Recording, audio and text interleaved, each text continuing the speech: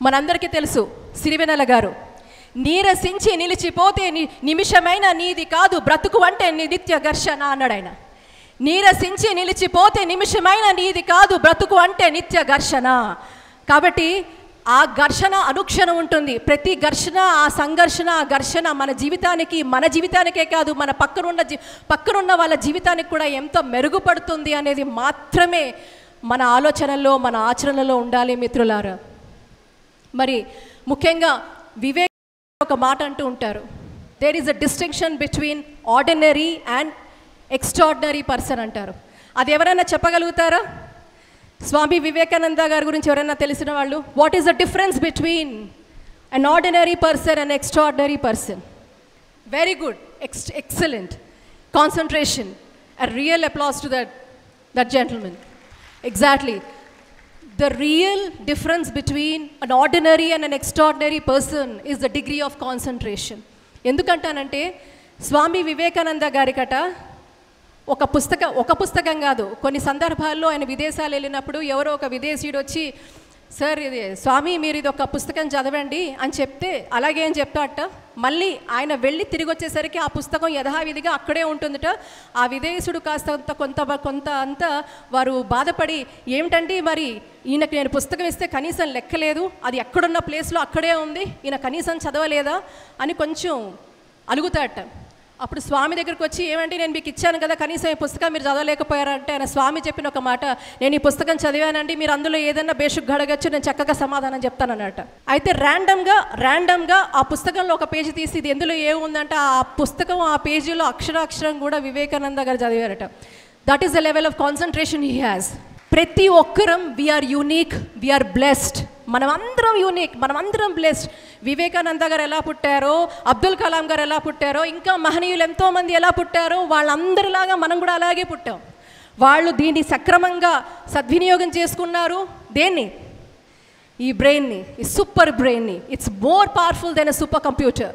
దీన్ని అద్భుతంగా, అద్వితీయంగా వాళ్ళకే కాదు, తన చుట్టూ ఉన్న వాళ్ళకే కాదు, ప్రపంచానికి ఎలా పనికి రావాలో పనికొచ్చేటట్టుగా వాళ్ళు వాడారు. కాబట్టి వాళ్ళు మహనీయులు అయ్యారు. మనము వాడితే, ఇంపాక్ట్ ఫౌండేషన్ వారు కండక్ట్ చేస్తున్నటువంటి కార్యక్రమాల్లో వచ్చి చైతన్యపడి మీరు కూడా వాడితే మీరు కూడా అలా అయ్యే అవకాశం తప్పకుండా 100% ఉంది మిత్రులారా. సో ఈ లెవెల్ ఆఫ్ కాన్సన్ట్రేషన్ గురించి ఎందుకు చెప్తున్నామంటే, జీవితంలో ఆయన అంత స్థాయిలో అట. ఒకనంటే there lot of writeups about Vivekananda garu. ఒక 10 giant books like encyclopedia Britannica లాంటి పుస్తకాలు ఇచ్చి చదవండి అంటే సునాయాసంగా చదివేసేవారట ఆయన. అంటే అంతటి మేధాశక్తి వారికి. అందుకే ప్రపంచానికి మార్గదర్శి అయ్యారు మా వివేకానంద గారు. మనకి కావాల్సింది, మనకి లోపిస్తుంది ఈరోజు ల్యాక్ ఆఫ్ కాన్సన్ట్రేషన్. మనం ఏమైతే ఒక గోల్ పెట్టుకుంటామో, నిర్దేశిస్తామో, చేస్తామో అనేక అడ్డంకులు వస్తూనే ఉంటాయి మిత్రులారా. ఇందాక మీతో చెప్పినట్టుగా we're surrounded by lot of negativity, lot of negative content.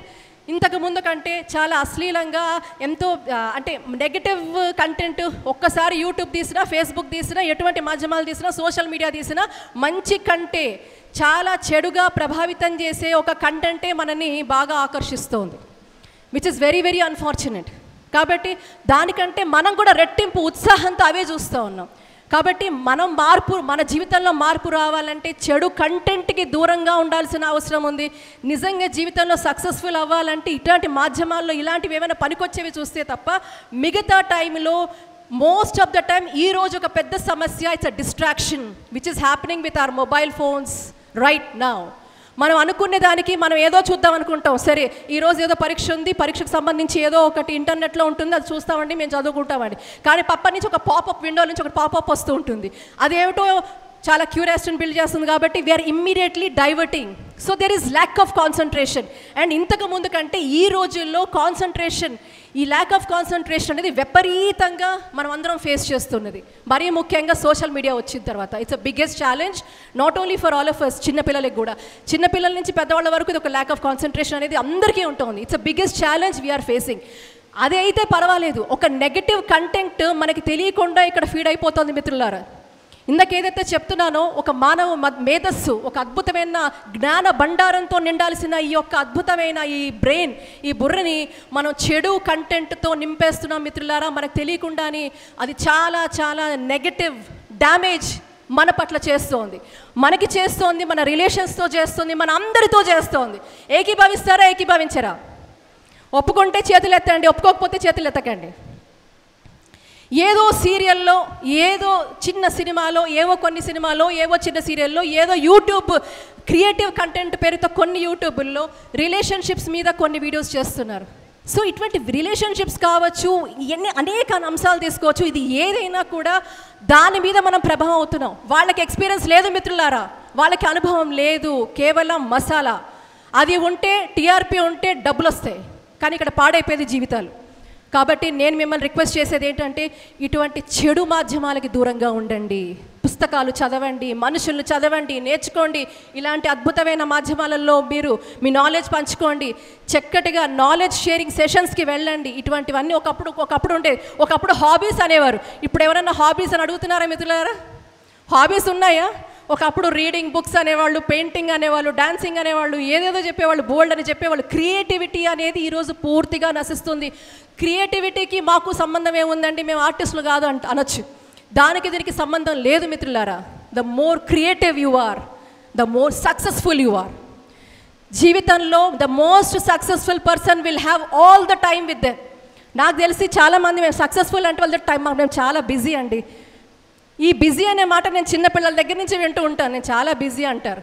ఏమిటో ఈ బిజీ అనేవాడు మన జీవితంలో ఎంత ఇదైపోయిందంటే, మనము టైం స్పెండ్ చేసుకోవట్లేదు, మనం పక్కన ఉన్న వాళ్ళతో టైం స్పెండ్ చేయట్లేదు, మన ఇళ్లలో టైం స్పెండ్ చేయట్లేదు. మన ఇళ్లలో 2 బెడ్రూమ్లో 3 బెడ్రూమ్లలో ఉంటే ఒక్కొక్క బెడ్రూమ్లో ఒక్కొక్కరు ఉంటున్నాం.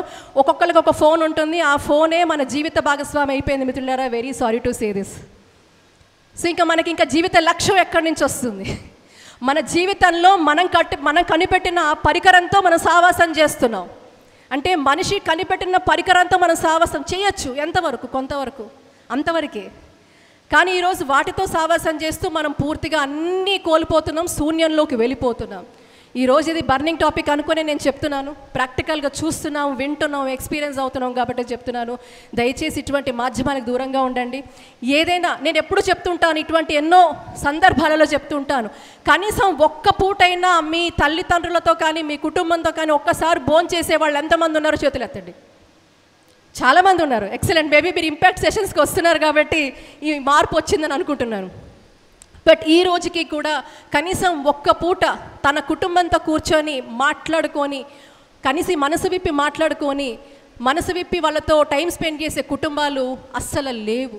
చాలా నెగ్లిజిబుల్, చాలా తక్కువ పర్సంటేజ్. ఇది చాలా కామన్గా మేము ఎక్స్పీరియన్స్ అవుతుంటాం. కాబట్టి ప్రతి మాధ్యమంలో నేను చెప్పేది కుటుంబ క్షేత్రం చాలా చాలా ఇంపార్టెంట్. ఈరోజు చిన్నప్పటి నుంచి పెద్దంత వరకు కూడా ఎన్నో చెడు సావాసాలకు పిల్లలు చాలా లోన్ అవుతున్నారు. స్కూల్ కిడ్స్ నుంచి మొన్న రీసెంట్గా నేను ఒక ఇంటర్ కాలేజ్కి నేను చీఫ్ గెస్ట్గా వెళ్తే, నేను వెళ్ళిన తర్వాత ఆ కాలేజ్ గేట్ వేసేసారు. నేను వెళ్ళబోతుంటే గేట్ తీస్తున్నారు. అదేంటంటే గేట్ ఎందుకు మూసేశారంటే, ఈ కాలేజీలో చాలామంది పిల్లలు డ్రగ్ అడిక్ట్ అండి అని అన్నారు. మద్యం తాగుతారండి అన్నారు. వాళ్ళు బయటికి వెళ్ళి యాక్సిడెంట్లు చేస్తుంటారని కనీసం ఈ టైంలో మేము గేట్లు మూసేస్తున్నాం, కాలేజ్ అయ్యేంతవరకైనా ఈ వీళ్ళని బయటికి పంపించకూడదని. అంటే ఇంతటి దుస్థితిలో ఉన్నామా మనం ఈరోజు? డ్రగ్స్ మహమ్మారి, మద్యం బానిసలైపోతున్నారు. ఎందుకు? Unwanted stress. ఇందాక మీకు నేను చూపిస్తున్నట్టుగా మనిషి కొంతవరకే స్ట్రెస్ తీసుకోగలుగుతాడు. అలాంటిది అక్కర్లేనిది పనికి మాలిన స్ట్రెస్ మన జీవితంలో ఎన్నో రూపాలలో మనం ఈరోజు తీసుకుంటున్నాం మిత్రులారా. కాబట్టి వాటి నుంచి మీరు దూరం కావాలి అంటే మీరు మంచి మార్గాలు వెతుక్కోవాలి. దానికోసం పెద్ద పెద్ద పనులు చేయక్కర్లేదు. పెద్ద మీ యొక్క దినచర్య, పొద్దున్న లేసి సాయంత్రం వరకు మీ దినచర్య ఎంతమంది రాసుకుంటారు? మీరు ఈరోజు ఏం చేశారు ఎంతమంది రాస్తారు?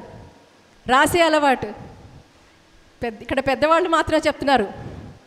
1, 2, 3, I think only few hands. పొద్దున్న లేచినప్పటి నుంచి ఈ రోజు వరకు నేను అనుకున్న గోల్ సెట్టింగ్, నాకంటూ ఒక విజను, ఒక మిషను, ఒక గోల్ ఉన్న నేను అది సాధించడానికి ఈరోజు నా పాత్ర ఎంతవరకు సఫలీకృతం అవుతుందని ఎంతమంది పాటుపడుతున్నారు మిత్రులారా? ఎంతమంది? Few hands. మరి మీకు ఎలా తెలుస్తుంది? మీరు 10వ అంతస్తుకు వెళ్ళాలి. 10వ అంతస్తుకు వెళ్ళాలంటే గ్రౌండ్ ఫ్లోర్లో ఉన్న మీరు 1వ అంతస్తుకు వెళ్ళాలి. 1వ ఫ్లోర్కి వెళ్ళాలంటే మీరు ఏం చెయ్యాలి? 2వ అంతస్తుకు వెళ్ళాలంటే ఏం చెయ్యాలి? 10వ అంతస్తు వరకు వెళ్ళాలంటే మీరు ఏం చెయ్యాలి? అడుగడుగున అడ్డంకులు వస్తుంటే ఎలా ఛేదించాలి? అది మీకు ఎలా తెలుస్తుంది? ఎప్పుడైతే మీరు ప్రతిరోజు ఇంట్రాస్పెక్ట్ చేసుకుంటారో, మీరు వెళ్ళే 10వ అంతస్తుకి మీరు చేరాలంటే మీరు ఏమేమి చెయ్యాలో అనేది మీరు గ్రౌండ్ ఫ్లోర్లో ఉన్న మీరు తెలుసుకోకపోతే, ఫస్ట్ ఫ్లోర్లో ఉన్న మీరు తెలుసుకోకపోతే, మీరు 10వ అంతస్తు వరకు ఎలా వెళ్తారు మిత్రులారా? మిమ్మల్ని మన మానవ మేధస్సు అనే ఇంజిన్ని నడపడానికి ఇవన్నీ దోహదపడతాయని ఆశిస్తూ, మరి ఇవన్నీ మీరు పాటిస్తూ, ఈ రోజు నుంచి ప్రతి ఒక్కరూ మీరు ఒక దినచర్యలో భాగంగా మీరు ప్రతిరోజు ఒక రెట్రోస్పెక్టివ్ మేనర్లో మీరు ఏం చేశారో కనుక మీరు తప్పకుండా వర్క్ చేసుకుంటే you will understand where you stand from yesterday. నిన్నటి కంటే ఈరోజు మీరు ఎక్కడున్నారో అనేది మీకు తెలుస్తుంది మిత్రులారా. మీ గోల్కి ఎంత నేరుగా ఎంత దగ్గరగా ఉన్నారు, మీరు ఎప్పుడు సాధించబోతున్నారు అనేది మాత్రం మీకు తెలుస్తుంది. అండ్ సక్సెస్ అనేది వన్ టైం అటెంప్ట్ కాదు మిత్రులారా, ఇది నిరంతర ప్రక్రియ.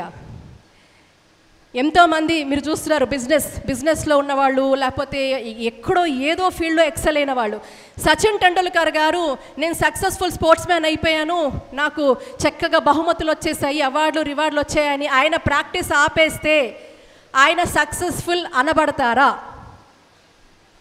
ఒక సింగర్ నేను బాగా పాడేశాను, నాకు నంది అవార్డు వచ్చింది, నేషనల్ అవార్డు వచ్చింది, ఆస్కార్ అవార్డు వచ్చింది అని అక్కడికి ఆపేస్తే సాధన, మళ్ళీ ఆ అవార్డులు ఫేము నేము ఉంటాయా? కాబట్టి సక్సెస్ అనేది మన ఊపిరి ఉన్నంత వరకు మనం అది నిరంతరం ప్రాక్టీస్ చేయాల్సింది. ప్రజల మెప్పు కోసం కాదు, మీకొక అంటే మీరు ఎంతవరకు ఎలివేట్ అయ్యారు, మీరు ఎంతవరకు నేర్చుకున్నారు, మీరు అది గ్రహించినాడు, మీరు మిమ్మల్ని గ్రహించుకున్నాడు, ప్రజలు తప్పకుండా మిమ్మల్ని పొగుడుతారు. ప్రజల మెప్పు కోసం మనం పనిచేయకూడదు మిత్రులారా. అది మన జీవిత గమ్యం అయి ఉండాలి, మన నిత్య శ్వాస అయి ఉండాలి, అది మన ఆశ శ్వాస, మన జీవిత లక్ష్యమై ఉండాలి. దానికి సక్సెస్తో ఫెయిల్యూర్తో పని లేదు. రెండు ఒక్కటిగా చూడగలిగే నాడు మిమ్మల్ని ప్రజలు సక్సెస్ఫుల్ అంటారు, మీ ఫెయిల్యూర్స్ నుంచి వాళ్ళు నేర్చుకుంటారు. మరో ప్రపంచం, మహాప్రపంచం ధరత్రి నిండా నిండింది, పదండి ముందుకు, పదండి తోసుకు, ప్రపంచనం వలె హోరెత్తండి. జై హింద్, భారత్ మాతాకి జై.